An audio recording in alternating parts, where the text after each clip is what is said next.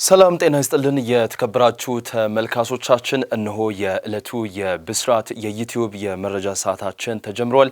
መረጃዎቹን እየነገርኳችሁ እኔ ሰላማዊ ነጋሲ ከመላው የስቱዲዮ ባለሙያዎች ጋር የጋራ ቆይታ አድርጋለሁ። በቅድሚያም ከሀገር ውስጥ የተገኙ መረጃዎችን እንነግራችኋለን። ኢትዮጵያ በዓመት 300 ሚሊዮን ኮንዶም እንደሚያስፈልጋት ተነገረም። በዛሬው ዕለት ዓለም አቀፉ የኮንዶም ቀን እየተከበረም ይገኛል። ዓለም አቀፍ የኮንዶም ቀን በዛሬው ዕለት እየተከበረ ሲሆን ሶስት ነገሮች ላይ ትኩረት አድርጎ የሚከበር መሆኑም ተገልጿል። ይህም ያልተፈለገ እርግዝና፣ ኤችአይቪ እና የአባላዘር በሽታ መከላከልና በትክክል ኮንዶምን መጠቀምና አቅርቦትን ያካትታል። በየጊዜው ኮንዶሞችን ወደ ሀገር ውስጥ በማስገባት ለተጋላጭ የማህበረሰብ ክፍሎች የሚያቀርበው ኤድስ ሄልዝ ኬር ፋውንዴሽን አሁንም በኢትዮጵያ ውስጥ የኮንዶም አቅርቦት እጥረት መኖሩን ከብስራት ሬዲዮ ጋር ቆይታ ያደረጉት የኤድስ ሄልዝ ኬር ፋውንዴሽን የኤችአይቪ መከላከል የአፍላ ህይወትና ላይዘንና አድቮኬሲ ኃላፊ የሆኑት አቶ ቶሎሳ ኦላናም ገልጿል።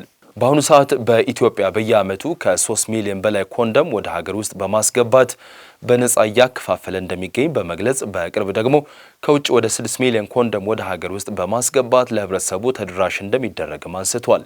ይሁንና አሁንም በኢትዮጵያ ያለው የኮንዶም አቅርቦት ከፍላጎት ጋር ተመጣጣኝ አይደለም ሲሉም ገልጿል። ኢትዮጵያ ኤችአይቪ እና ሌሎች የአባላዘር በሽታዎችን ለመከላከል ከ300 ሚሊዮን በላይ ኮንዶምን ያስፈልጋታልም ተብሏል። ነገር ግን ኤኤችኤፍኤም ሆነ ሌሎች በተመሳሳይ ስራ የተሰማሩ ድርጅቶች የሚያስገቡት የኮንዶም ቁጥር ተደምሮ የሀገሪቱን የኮንዶም ፍላጎት ሊሟላ ያልተቻለበት ሁኔታ መኖሩን ጠቁሟል።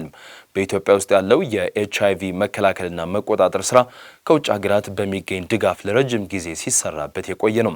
ከጤና ሚኒስቴር ጋር በመተባበር ኮንዶም በበቂ ሁኔታ ተደራሽ የማድረግ ስራዎች እየተሰራ ሲሆን ከቀረጥ ነጻ ወደ ሀገር ውስጥ ማስገባት የሚቻልበት አሰራር በመፈጠሩ የተሻለ ለመስራት እድል እንደሚከፍት አቶ ቶሎሳ ኦላና ጨምረው ለብስራት ሬዲዮ ተናግረዋል ስትል ባልደረባችን ኤደን ሽመልስ ዘግባለችም። በጉራጌ ዞን መስማትና መናገር በማይችለው በገዛ ወንድሙ ላይ ዘግናኝ ግድያ የፈጸመው ግለሰብ በዕድሜ ልክ ጽኑ እስራት ተቀጣም። የጉራጌ ዞን ከፍተኛ ፍርድ ቤት መናገርና መስማት የተሳነውን የገዛ ወንድሙን በጭካኔ በገደለው ደበበ መላኩ አስፋው በተባለ ግለሰብ ላይ የዕድሜ ልክ ጽኑ እስራት መወሰኑን የጉራጌ ዞን ፍትህ መምሪያ ኃላፊ የሆኑት አቶ ኤልያስ ሰበልጋ ለብስራት ሬዲዮ ገልጿል። የፍትህ መምሪያው ኃላፊ አቶ ኤልያስ ሰበልጋ ለብስራት ሬዲዮ እንደገለጹት ተከሳሹ በወንጀል ሕግ አንቀጽ 539 ንዑስ አንቀጽ ሀ መሰረት በከባድ የሰው መግደል ወንጀል ጥፋተኛ ተብሎ ይህ የቅጣት ውሳኔም ተላልፎበታል።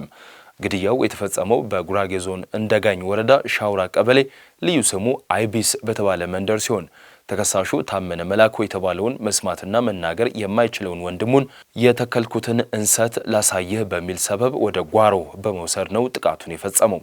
ግለሰቡ አስቀድሞ ባዘጋጀው የእንጨት ዱላ ወንድሙን መሬት ላይ በመጣል በጭካኔ ጭንቅላቱ ላይ ደጋግሞ በመምታት የጭንቅላት አጥንቱ እንዲሰበርና በአንጎል ውስጥ ደም በመፍሰሱ ሕይወቱን እንዲያልፍ አድርጓል።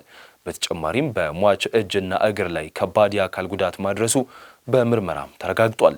ፍርድ ቤቱ የአቃቤ ሕግ ምስክሮችንና የሕክምና ምርመራ ውጤቶችን መርምሮ ውሳኔውን ሲያስተላልፍ ወንጀሉ በቤተሰብ አባል ላይ መፈጸሙን ድርጊቱን እጅግ አሰቃቂና በነውረኝነት የተሞላ መሆኑን ከግምት ውስጥ አስገብቷል። ተከሳሹ ከዚህ ቀደም በስርቆትና በዛቻ ወንጀሎች የተመዘገበ የወንጀል ሪከርድ ያለበት መሆኑም ለቅጣቱ መክበድ ምክንያትም ሆኗል። የዞን ፍትህ መምሪያ ኃላፊ አክለውም ይህ የዕድሜ ልክ ጽኑ እስራት ውሳኔ በማህበረሰብ ውስጥ መሰል ዘግናኝ ድርጊቶች እንዳይደጋገሙ ትልቅ የማስተማሪያነት ሚና ይኖረዋልም ብሏል ስትል ሰብል አበበ ዘግባለችም። የተከበራችሁ ተመልካቾቻችን አሁን ደግሞ ከዓለም አቀፍ የተገኙ መረጃዎችን እነግራችኋለን። በቅድሚያም ፓኪስታን የተመለከተ መረጃ እንንገራችሁም። በእስር ላይ የሚገኙት የፓኪስታን የቀድሞ ጠቅላይ ሚኒስትር ኢምራን ካህን 85 በመቶ የቀኝ አይናቸው እይታ መጋረዱ ተነገረም። በፓኪስታን በእስር ላይ የሚገኙት የቀድሞ ጠቅላይ ሚኒስትር ኢምራን ካህን የቀኝ አይናቸው 85 በመቶ እይታውን አጥቷል ሲሉ ጠበቃቸው ለጠቅላይ ፍርድ ቤት ተናግረዋል። የ73 ዓመቱ ኢምራን ካህን ከኦገስት 2023 ጀምሮ በእስር ላይ የሚገኙ ሲሆን በሙስና ክስ የ14 ዓመታት እስራት ተላልፎባቸዋል። በደርዘን ከሚቆጠሩ የክስ ጉዳዮች መካከል አንዱ የሆነው ሰራዊቱ ከፖለቲካው እንዲርቅ ለማድረግ መንቀሳቀሳቸው አልተወደደላቸውም መባሉን ወታደራዊ ኃይል ውድቅ አድርጎታል። የቀድሞ የክሪኬት ኮከብ ከዛም ወደ ፖለቲካው ዓለም የገቡት ኢምራን ካህን በቀኝ አይናቸው 15 ብቻ የእይታ አቅም ቀርቷል ሲሉ የካህን ጠበቃ ሰልማን ሳፍዳር በሮይተርስ የታየው የፍርድ ቤቱ መዝገብ ላይ ተመላክቷል። ከኦክቶበር 2025 ጀምሮ የማያቋርጥ ብዥታና ጭጋጋማ እይታ እያጋጠመኝ ነው በሚል ቅሬታ ሲያቀርብ እንደነበረም ገልጿል። ነገር ግን የእስር ቤቱ ባለስልጣናት ምንም አይነት እርምጃ አልወሰዱም።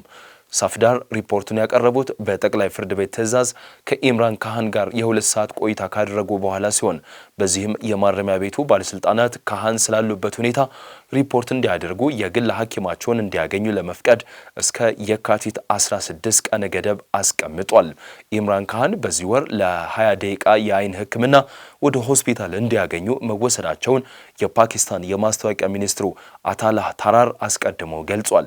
የካህን የፓኪስታን ተህሪክ ኢንሳፍ ፓርቲ ይህንኑ አስመልክቶ ባወጣው መግለጫ የፍርድ ቤቱን ትዕዛዝ በአስቸኳይና በግልጽ እንዲተገበር የመረጧቸውን ብቃት ያላቸውን ልዩ ባለሙያዎች ያለ ገደብ ማግኘት እንዲችሉና በእስር ላይ ያሉ ሕይወታቸውን አደጋ ላይ የሚጥል ማንኛውም ስልቶች ጥቅም ላይ እንዳይውሉ እንጠይቃለን ሲልም አስታውቋል።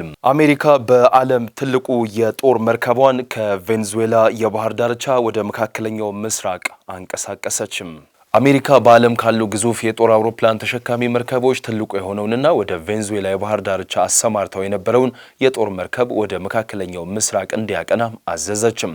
አሶሺየትድ ፕሬስ እንደዘገበው ዩኤስኤስ ጄራልድ ፎርድ የተባለው ግዙፍ የጦር መርከብ ከካሪቢያን ባህር ወደ መካከለኛው ምስራቅ እንዲጓዝ ትዕዛዝም ተሰጥቶታል። የዜና አገልግሎቱ ከአሜሪካ የመከላከያ መስሪያ ቤት ምንጭ ጠቅሶ እንዳመላከተውም ፕሬዚዳንት ዶናልድ ትራምፕ በኢራን ላይ ወታደራዊ እርምጃ ሊወሰድ ይችላል ባሉት መሰረት የጦር አውሮፕላን ተሸካሚው መርከብ ወደ መካከለኛው ምስራቅ ተንቀሳቅሷል። እጅግ ዘመናዊ የሆነው ይህ አውሮፕላን ተሸካሚ ግዙፍ የጦር መርከብ ወደ መካከለኛው ምስራቅ ሲያመራም ከሳምንታት በፊት ወደ አካባቢው የተሰማራውን አብርሃም ሊንከን የተባለው ሌላ ተመሳሳይ መርከብን በመቀላቀል ከፕሬዚዳንት ትራምፕ የሚሰጣቸውን ትዕዛዝ ይጠብቃሉ። አሶሺየትድ ፕሬስ እንዳለው አሁን ወደ መካከለኛው ምስራቅ እንዲጓዝ የታዘዘው ጄራልድ ፎርድ የጦር መርከብ ባለፈው ጥቅምት ወር ነበር ከሜዲትራኒያን ባህር ተነስቶ ቬንዙዌላ ላይ ጥቃት ከመፈጸሙ በፊት ወደ ካሪቢያን የደረሰው። አሁን ደግሞ ወደ መካከለኛው ምስራቅ እንዲያቀናም የታዘዘው አሜሪካና ኢራን የሚያደርጉትን ድርድር ውጤት የማያስገኝ ከሆነ ወታደራዊ እርምጃ በኢራን ላይ እንደሚወስዱ ፕሬዚዳንት ዶናልድ ትራምፕ በተናገሩት መሰረት ጫና ለመፍጠር ሊሆን እንደሚችል ዎል ስትሪት ጆርናል ዘግቦም ነበረም። ፕሬዚዳንት ትራምፕና ምክትላቸው ጄዲ ቫንስ ባለፉት ቀናት ተጨማሪ የጦር መርከብ ወደ መካከለኛው ምስራቅ እንደሚያሰማሩና ፕሬዚዳንቱ ሁሉንም አማራጮች እንደሚጠቀሙ ገልጸው ነገር ግን ቅድሚያ የሚሰጡት ከኢራን ጋር ስምምነት ላይ መድረስ እንደሆነም አስታውቋል። የተከበራችሁ ተመልካቾቻችን የዛሬው የብስራት የዩቲዩብ የመረጃ ሰዓታችንም የተከታተላችሁት ይመስል ነበረም። መረጃዎቹን ወደ እናንተ በማድረስ እኔ ሰላማዊ ነጋሲ ከመላው የስቱዲዮ ባለሙያዎች ጋር የጋራ ቆይታ አደረግን። ሰላም።